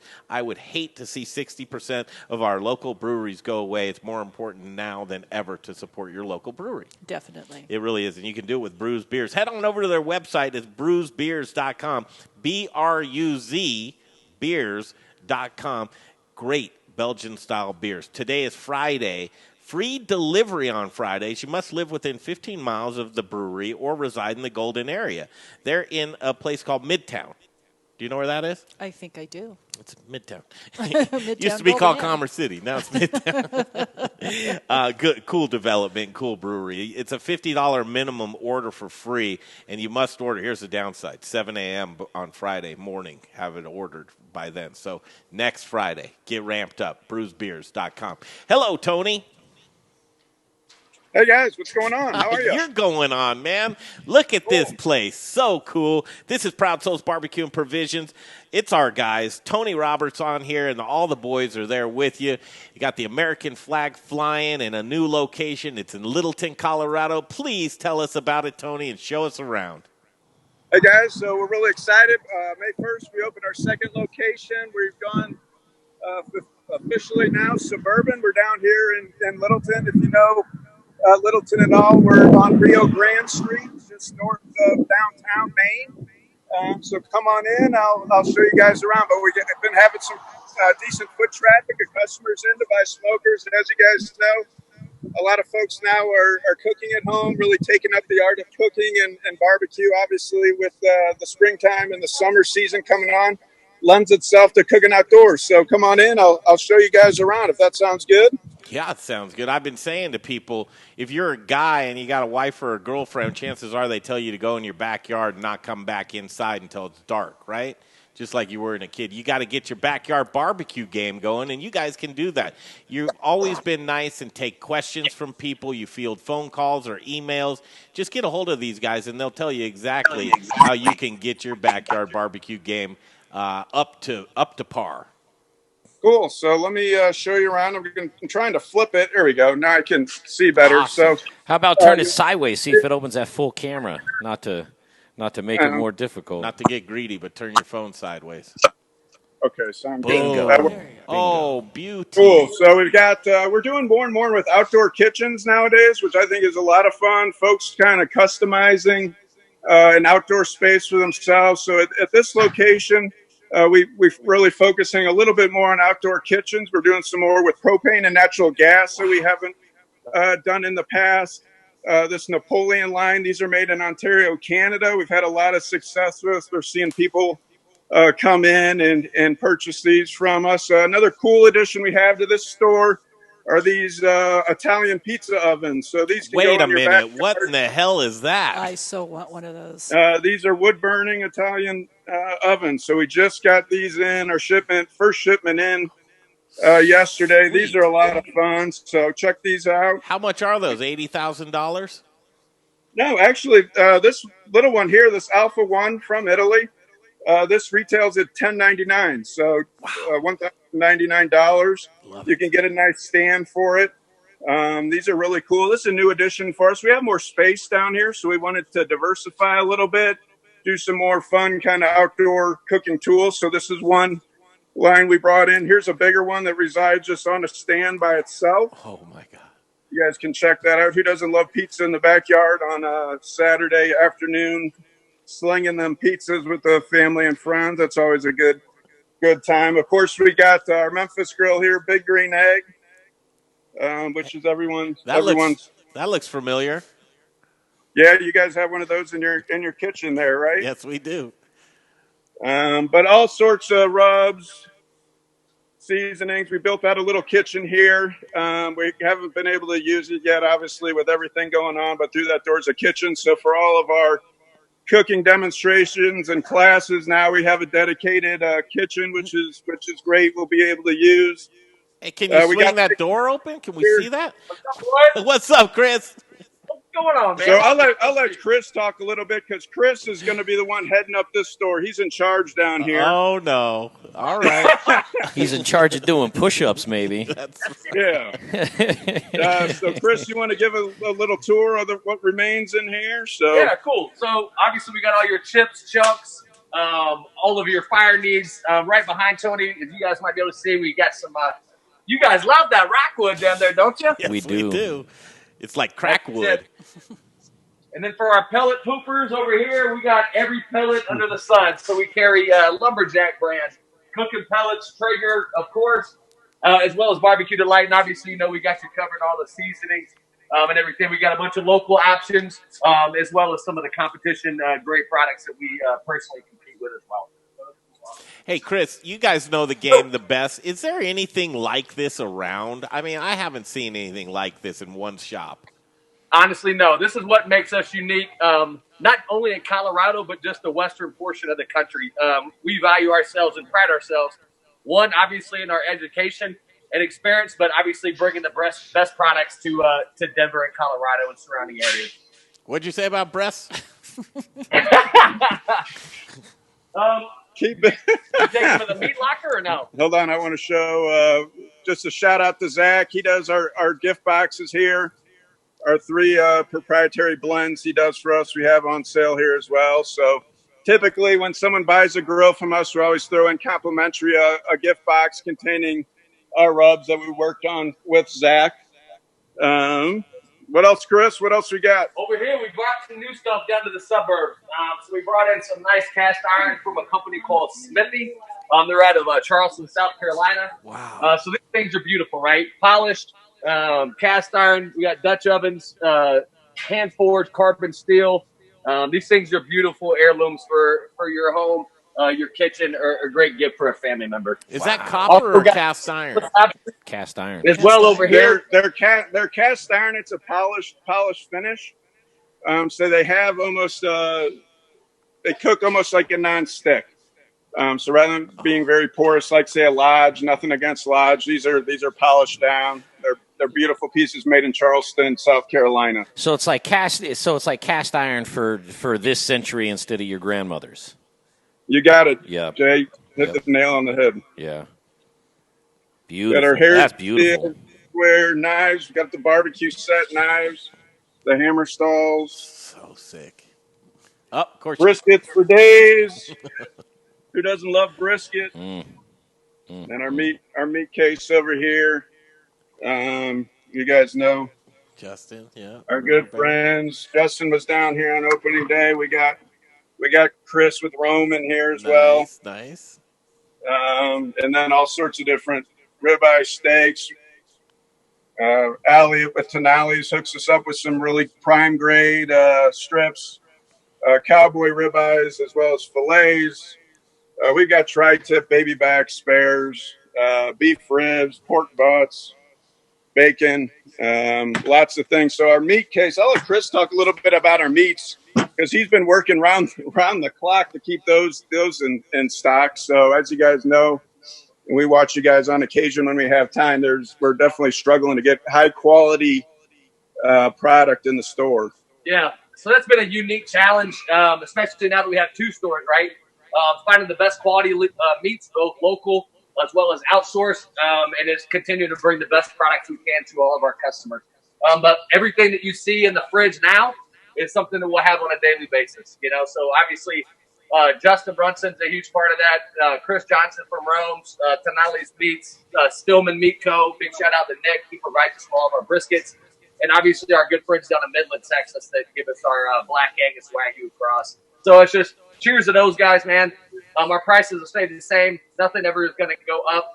This is what it is. This is part of what we do and how we serve the community. All right, let's not forget about the other location, too. I love it just as much.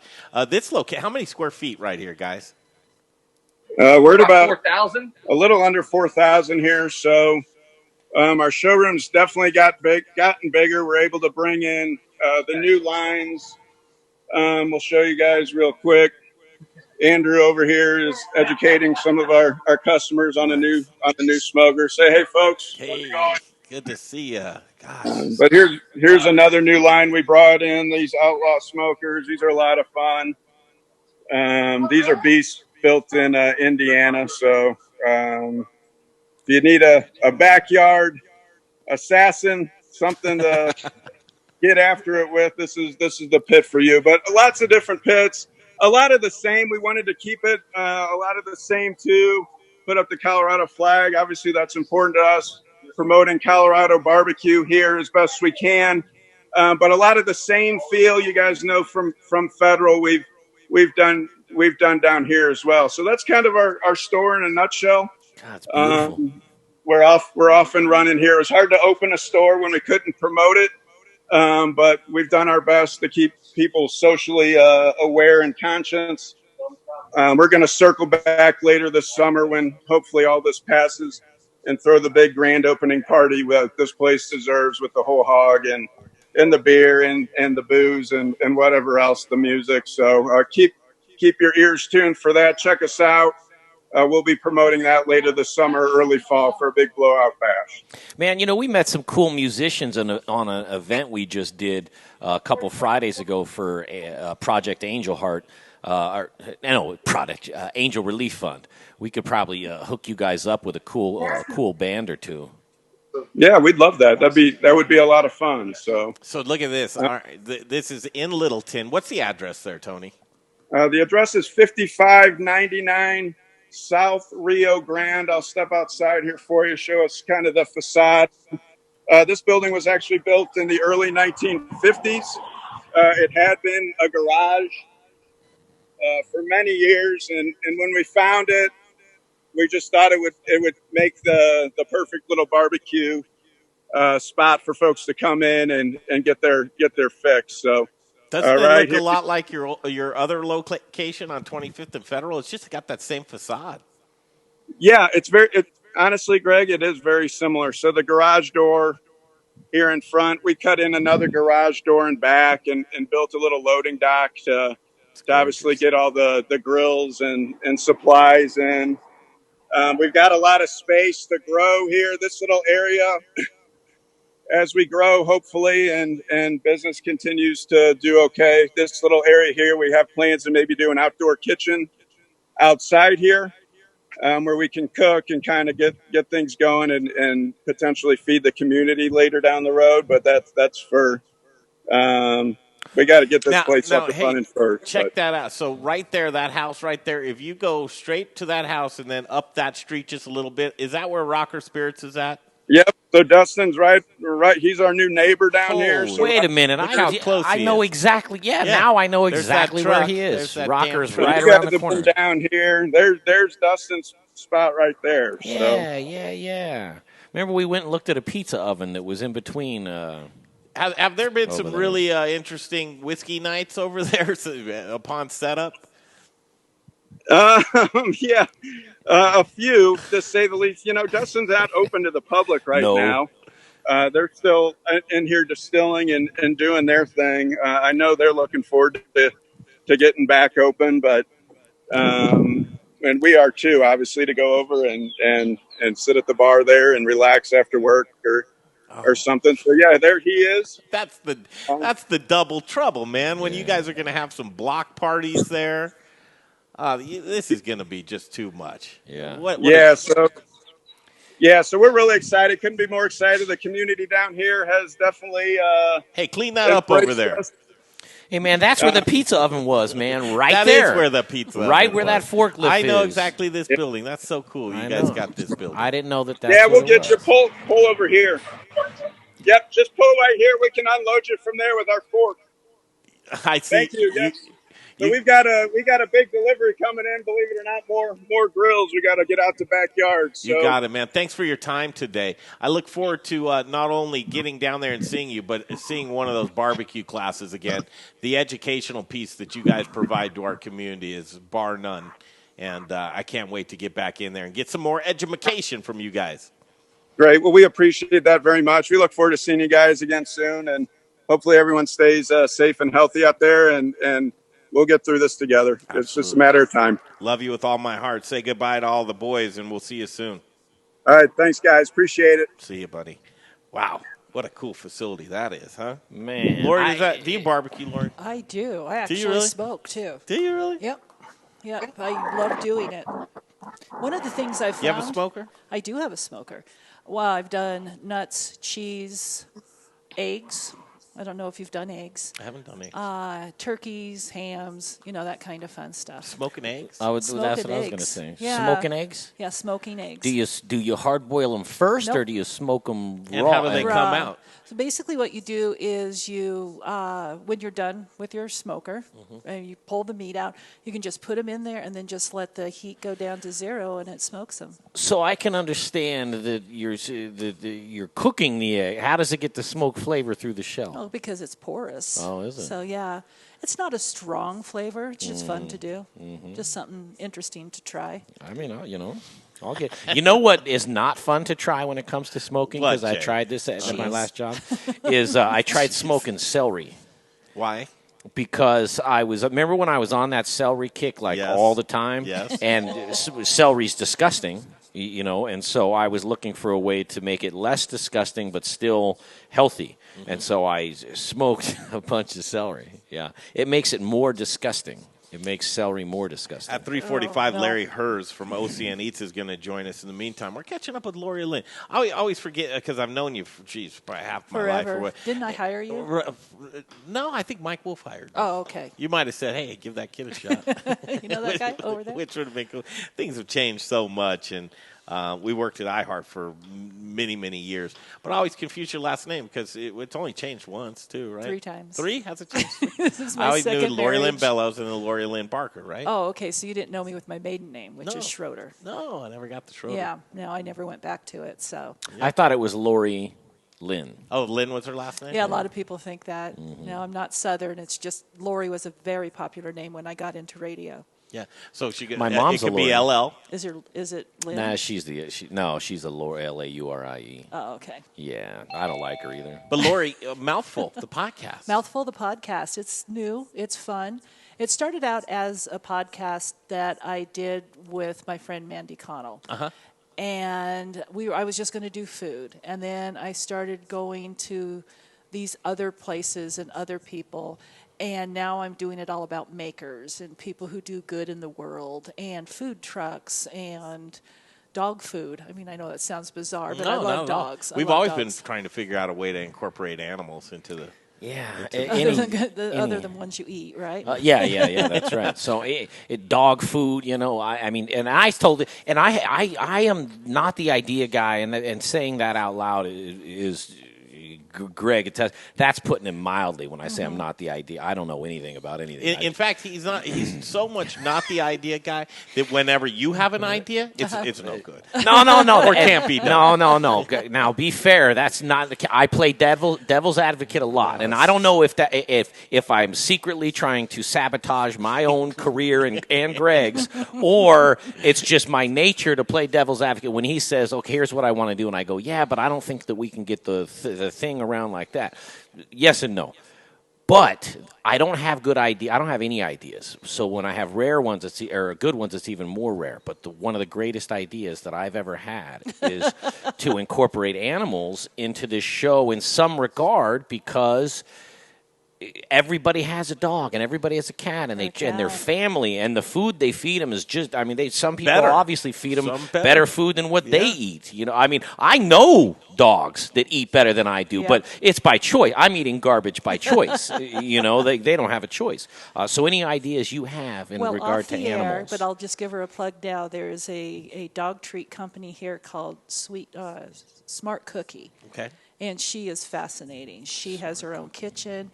It started out as a kitchen in the garage, and now she's all over the country. Take a note on that. Yeah, and she's got an interesting backstory. Help you with your idea. I have all these notes that I never. But Mouthful Podcast, where can you catch it?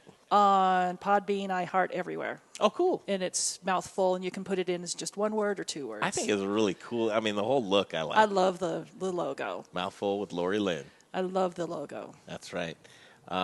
Check it out. I've listened to a few of them, and each one of them I've really thoroughly They're enjoyed. Different. So put it on your playlist, right?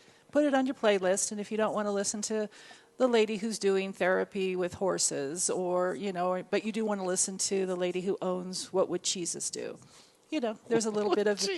Have you talked to her? No. You haven't? She's awesome. She would come on in a heartbeat. And she would talk about what's going on right now, because she was one of the few that really had a hard time getting help and getting loans. Oh, let's talk. Hey, have you, Larry Hers? Welcome to the show, OCNE. Hey, how you doing? Good. Have you spoken to What Would Jesus Do? No. No. Well, Lori Lynn's here with Mouthful Podcast. Lori and I have worked together for a long time. And she's got a food podcast, getting more into the maker side, though, right? Right. And I think that's really cool. But another one to put in your playlist, Larry. Larry Hers, he does OCN Eats and OCN Drinks. He's a great guy to know. I actually get this, we'll let Larry explain this. Do you know what an influencer event is? I know what an influencer is, and they're kind of going to the wayside because of what's happening in the world right now. But I don't know what an event is. Yeah, what did we do today? I would say, if anything, influencers are more important now than ever. I'm helping so many restaurants every day because they don't have the social media presence that I do, so they leverage my social media presence to get the word out on what they're doing. Now, the Kardashian-type influencers, maybe those people aren't quite as... But for what I do, foodie influencers, we're more valuable than ever. I think it's really because PIN, and that's the what's it called? PIN Network. PIN Business Network, yep. PIN Business Network. PIN. It's a power in numbers, right? Yep. And Larry, I got a little bit of taste of that today because we gathered at Pizza Republica. I think it's genius, Larry. You could go there alone and you'd move the needle quite a bit, I would assume. I could probably go there and move the needle a little bit as well. But to have a group of people, and you cherry pick these folks. These are guys and gals with large Instagrams or large followings in the food and beverage arena here in Colorado, and take it from there. How do you choose them? How do you become an influencer? Could Lori be an influencer, or would you look at her social media and be like, not yet, Mama? No, I couldn't. I'm low. I'm very low in social media likes. So anybody could be an influencer, even if you have one follower and you influence them to eat where you tell them to eat. True. Now, to make it into my group, is a little different. I did have a threshold in the past of you had to have 5,000 followers, but I don't think that's so important anymore as to how engaged your following is. Because there was a guy there today who's fairly new at this. He's actually a school teacher, Chris. Fooding, drinking, running is his handle on Instagram. And he gets, maybe he has 1,200 followers, but he gets as many likes as I get. His following really likes what he posts. What is it again? Running, eating, jumping. I almost threw another one in there. All the things you don't do. Running. Yes, including that last one. Yeah, especially the last one. You dialed it. Yeah. Hold on. Eating. I always get it wrong. Drinking, it's running, fooding, drinking, running. Fooding, drinking, running. So he has 1,895 now. He has 1,800 followers. Chris. And he had 393 likes. I'm looking at 400 And here's likes. the sandwich we ate today. He did his job. He put it out there. It's a good picture. And so it's a good picture. Yeah. So here's what he wrote: fooding, you read drinking, it. running. What is the secret to an amazing sandwich? The bread. I was humbled to have the opportunity to try out Pizza Republica. Republica's new line of panino, that's how you say it, right? The Republica Authentic Italian Panino. Panino. It goes on from there, but you introduced me to George today from Pizza Republica. I'll tell you what, man, that there was a man crush love affair thing going on there. We hit it off. Just sat down, talked. He told me stories about that DTC location in the Landmark. He's got all kinds of stories about comedians coming over from the Comedy Works. Sure. The two locations. I mean, great locations, right? Except during a pandemic. You can just throw that out the window. But those locations, a family-owned and operated business, everything I love about the service industry, the guy's been in it a million years in a day, and just a great guy. Yeah, his food is exceptional too. His pizzas, his burrata, and this sandwich I think could be a big deal, could be a big hit. It'll be a limited time, like everybody's doing these days. These pop-up kind of lunches, like Jen's doing at Rioja and Juan's doing at Bordeaux with Jarboni's. So that's basically what he's trying to do. It's a big sandwich too. Well, we have who can jump back over there? Let's show it. The sandwich. We've got two of them right over there. But you brought the sandwiches with you back to the... He loaded us up. He wanted Jay to have a sandwich, which was very nice of him to do. And we brought back two to the kitchen. And tomorrow night, get this, Larry, George, he's coming on. He's going to come on the radio show with us tomorrow night. I need a credit as your show booker. Listen, man, you're doing Jay's work. I know you are. But no, a couple of days here. Yesterday, Piper Inn and Jed, he was cool to catch up with. But Jay's going to get a roaming camera and show these pizzas, but aren't pizzas. No, the paninis. The paninis, yeah. Just freaking delicious. So I'll give you a quick tour of the influencer world and basically what I look for. You have to be reliable. So if you don't show, you don't get invited again. Lori's reliable. Very reliable. Yes, she is. You have to take great pictures. How are your picture taking, Lori? Pretty good. Pretty good? Pretty okay. good. Got two so far. You have to tip generously. I do that. Okay. that. Wait, Larry, that's one of your criterias? Absolutely. Okay. All right. I throw down 20 every time. Did you do that today? There was no service today, and there's a little different. I'm doing all the work. I'm the one who put it all together. And I didn't even stay and eat. So you got tip for Larry. That's part of it. Yeah, he gets so upset about the tip thing. No, you do not want to question me as a tipper. I tip for people on those dinners all the time. I watch people, and I watch them not tip appropriately, and then they don't get invited back, and they wonder why they don't get invited back. Don't you hate splitting the tab? I'm not going to tell them they didn't get invited back because they didn't tip.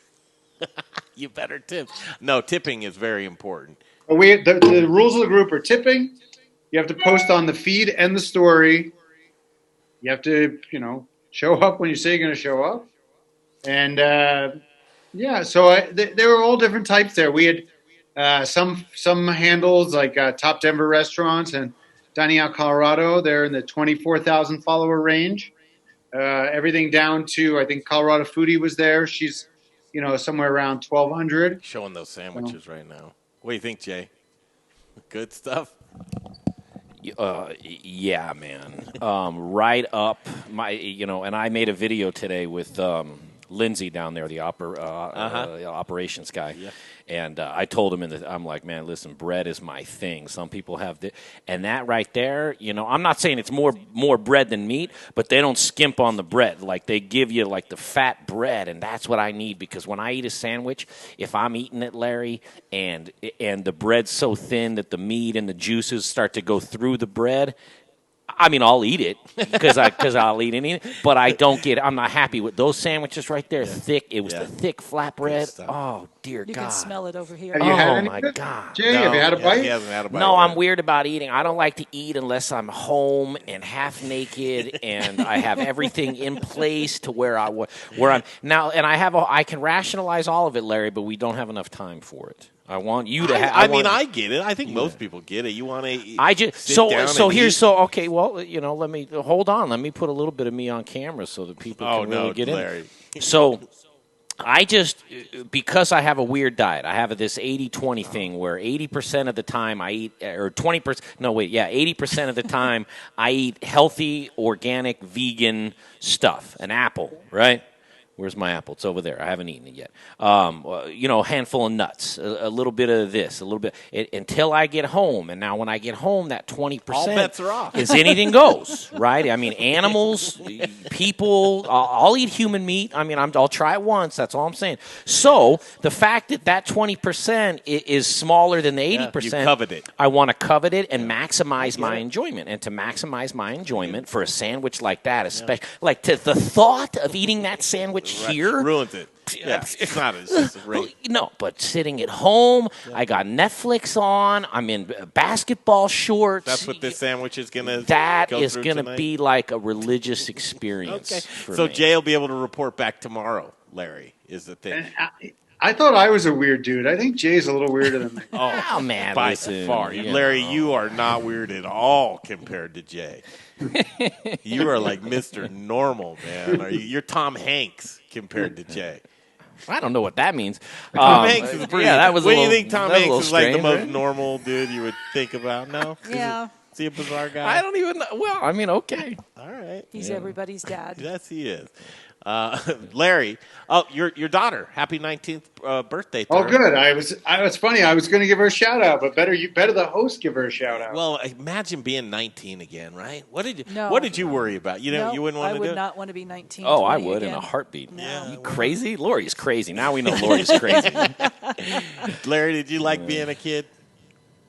I mean, 19 was my college years were very good to me. I went to George Washington University in D.C., and as a freshman, I started my own fraternity. Of course you did. And I was president of the fraternity for freshman and sophomore year. Well, you started it. You might as well be the president, Pretty hard to lose that election. I was the treasurer. Yeah. Well, listen, I interviewed myself for a good 40 minutes and really came to the decision. There was an election. All right. They had to vote on me. Is that fraternity still around? No. It's not. So, did it end the year you left? No, we sophomore year we actually got a house, which in DC is a pretty big deal to get a house on 21st and F, and I don't know why they would ever rent it to us, but they did, and eventually we had a rooftop deck. Eventually, somebody died. Oh no! Jeez, what a terrible end to that whole fraternity story! Wow, that took a turn right there. You add a rooftop deck with a fraternity, and the drinking age was 18. There was bound to be somebody falling off that roof. So all that right, happened. just one. Larry. Yes, sir. I'm thrown off by that. Actually, Larry's a very interesting guy. Lori's still dying over here. Have you ever eaten at Carmine's on Penn? No, I have not. You have not? I have. Have you ever heard of it? I have. Larry he was the original founder. Nice. Every time he hears that name, he cringes because he wishes he still had that restaurant. I'm pretty good with my life right now. He got the good life going on right now. Pretty good. I went from that Pizza Republica, and then I had lunch. Did you see What's for Lunch? You didn't. I'm about to do it right now. It was unfreaking believable. Wait, what was so good about it? The food. All right, Larry does What's for Lunch. Very interesting. And here do I have a loop going on here? No. I just. That's you? Yeah, Okay, yeah. You're ready. This is What's for Lunch. He was the Good original. afternoon, Colorado.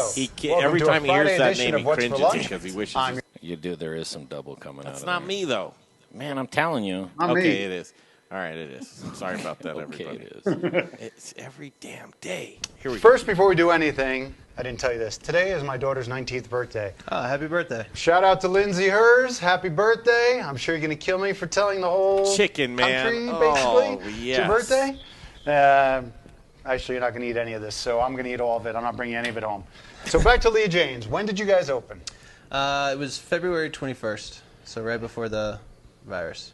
So places like that, terrible. it's definitely been a challenging transition. You were just getting going. Business Yes, sir. It was. We were doing really, really well, and then that Friday they just came and shut us down. So it's been a wild ride, but we picked back up, and Denver's been able to support us, and we've been grateful for it. Tell us about yourself. What's your background? So I'm originally from Charleston, South Carolina. I grew up, playing sports, typical kid, and then parents decided I had to get a job. So at 15, they were like, "I'm cutting you off. Go get a job." Started bussing tables. Hated people at the time. Didn't want to be around people bussing tables, so I wanted to get in the kitchen. So I, got in the kitchen, started working. I think I was 15 years old, I believe, and then just never looked back. I traveled all over, opening restaurants for Sean Brock, sous chef at Commander's Palace, to be an executive chef at 24. So I've kind of done a little bit of everything. And then I decided to hang up my tweezers and apron and go to more casual fried chicken, because who doesn't love fried chicken? And for this, what I'm seeing with the pandemic is people are definitely heading more towards comfort food. They are. Fried chicken. I've seen a lot of restaurants you would never think, like a Net Scratch Table. They're doing fried chicken every weekend. Obviously, it travels well and comfort is good. Where's the name Leah Jane come from? So believe it or not, it's my partner. It's his fiance. It's his wife. I did not know that. So I got the food and he got the name. So it's kind of like that's how we do it. Where your recipes come from? I developed them throughout the years. Some of them we worked with Sean developing his fried chicken. So I took a couple of his ideas and then merged them with my ideas, and now this is where you have our hot chicken. Right. Never a dull moment with you, Larry. Never a dull moment. That looks like first of all, who doesn't? Lori, you like fried chicken? I do. I was just looking it up. Just looking It's up. like nothing I've ever had before. Really? It's that he says in the episode because he pours something on it. I don't know if you'll see that in a second. And it's like a fat. I don't remember where the fat came from, but he pours fat on top of it. It's brined, of course. It was just the right amount of heat, crispy, juicy. And then the sandwich, his hot chicken sandwich, he had he's using thigh meat, which is fine. And then it had kimchi on it. And it freaking mind-blowing. Man. And I looked at the bread and I thought, it's not going to be good. There's the fat pour, Jay. You got it? Hold on. Yeah. Here we go. Let's see what goes on here. I don't know about in my car. Nope, didn't even make it 5 minutes. Well, I'm not going to pick that up in front of the camera, so I'm gonna go for a wing. Yeah, go for it, man. Enjoy. I'm a flat guy. Want a little bit more on there? You can. Anybody that why not? Yeah, go for it. Orders all flats, I want to punch in the face. Make a little mess here. Enjoy. Everybody have a happy, healthy, safe weekend. Eat out, get the food, support your local restaurants. Better than DoorDash, go get the food. You want to get out of the house anyway. Save the restaurant that commission. Let's eat. Thank you. Thanks for coming in. No problem. Well said. That's what's for lunch, and it happens daily. Larry, you're probably the best fed dude in town. It's such a scam I got going here. I got Monday. I got Thai Daughter Kitchen, fairly new place. Have you ever been to Thai Daughter? Mm-mm. Do you like Thai food? Mm-hmm. It's amazing. It's down on 15th and Platte. They're coming into studio Monday. You're booked up. Are you still booked up a couple weeks ahead? Oh yeah, that's good stuff. 2 full weeks now. Larry Hurst. Tomorrow night's the Saturday show. We had a full week this last week. Lots of people, and you can catch this. Just go to OCN Eats, and they're there all the time. Yeah, a couple little news. Quick. Yeah, I hate to hear the closings, man. It just kills me. No, I only got openings these days. Oh, okay. Well, I shouldn't say that. What do you got? There is a closing. Three Kings. You know that legendary bar, Three Kings? Yes. Yeah, that's closed Done forever. for good? Yeah. Oh, man. Not really a food thing. Bacon Social House in Littleton, reopening tomorrow. Get your bacon flights going for brunch tomorrow. Obviously, takeout. Lola is going to be reopening May 21st in the Highlands for takeout. But they won't make you the curbside guac. Remember getting the guac made at the tableside guac? Will they make some curbside guac? Probably not. No, they probably won't. Good stuff, though. Lola. And then you mentioned Carmine's. There was Little Carmine's next to Carmine's. It was a sandwich place. And now those sandwiches are available to get to go from Carmine's on Penn. So if you just want something not in family style, you just want a nice Italian sandwich, Carmine's is offering those these days. Larry cooking this weekend? I don't have any plans to cook. No, I don't. Did you see any of that video of the new Proud Souls barbecue and provisions out there in Littleton? No. Man, because you kind of look like a barbecue guy, with the dumb apron on that says something funny. Dad. Like kick me, I'm Irish, or you kiss me, I'm Italian, or something like that. I could see you running around. I have never made barbecue in my life. Proud Souls acting like Well, I could see you poking around. How many BTUs on this guy right here? No, I mean I grill, but I'm not a barbecue guy. My specialty is pasta. That's pasta. Well, make great pasta. Listen, have a safe weekend. We'll get back at it on Monday, and we'd love to see you. It's Larry Hurst. We'll see you back here Monday. Always a pleasure. Thanks, guys. All right, brother. Steffan Tubbs, thanks for joining us on the show today. 710 KNUS, and just a little glimpse into his work. And Lori Lynn. Yes, I am. Man, it's good to see you. Nice seeing you, too. Thank you for having me on. Oh, my goodness, right? Yeah. We might collaborate. We might collaborate. I'm sitting here watching all these videos, and my mouth is just watering. Ready to eat. I mean, it's like watching porn sometimes. You're just like, oh, I've got to have that now. Yeah, or better yeah. than porn. We don't end the show with anything fun like of the day. Anything like that? We just thank people. Well, there's a video you made Brandy, that I play. Which is what? The closing video. Oh, the dance one? No, just the the outro video one. Yeah, but that's fun. I mean, it shows Brandy and Grant behind the scenes tap house. We all have to go there, right? Cool place, Definitely. man. Cool place. When he says go, we'll go. And the drive-in. And I'm a movie lunatic. I really am. That 88 drive-in up north still around? It's around, but I don't know if it's open. The one in Fort Collins is open, and they're selling out every night. I would imagine, right? They've been sold out for like 2 weeks. You don't have to get out of your car. No. Well, except to get out of the trunk. No, I think it's only car full now. But you order online. They text you when your food's ready. You walk back to the concession stand. You come back to your car. Every other space is open. So, yeah, they opened 2 or 3 weeks ago. I'll do that. No problem. Brandy and Grant, thanks. Behind the Scenes Tap House. Tony Roberts, Proud Souls Barbecue and Provisions. Larry Hers, of course. Great lineup this last week. We encourage you to go back and watch anything. You can catch it on our YouTube channel. We're trying with our YouTube channel. We most have a Facebook following, but go over to YouTube. We're just past our 100 subscriber, Jay. Sky. It's all downhill from here. Be our 101st. Maybe we have our 101st. I'll give you half of my sandwich. Tomorrow night, it's the iHeartRadio show, 6 to 8 p.m. right here on 630 KHOW. Mm-hmm. The Modern Eater Show continues the sixth day. You don't get to rest, Jay.